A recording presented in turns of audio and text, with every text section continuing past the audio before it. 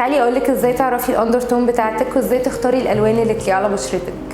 ارت ستوديو هيسهلها عليكي. اول حاجه ايه هو الاندرتون؟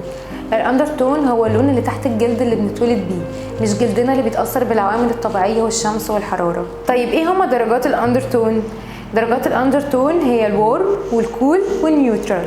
طب ازاي نعرف الاندرتون بتاعتنا؟ اسهل طريقه هي السيلفر والجولد.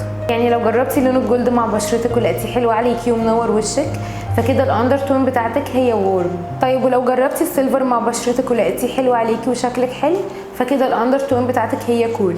طيب لو الاتنين لايقين على بشرتك وحلوين عليكي فكده الاندرتون بتاعتك هي نيوترال، ودي احلى بكتير لانها بيليق عليها كل الالوان.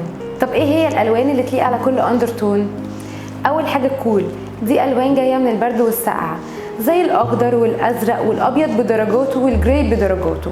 والورم دي درجات جايه من الشمس والحر زي الاحمر والاورنج والاصفر. واخر حاجه معانا وهي النيوترال، والاندرتون دي بيليق عليها كل الدرجات.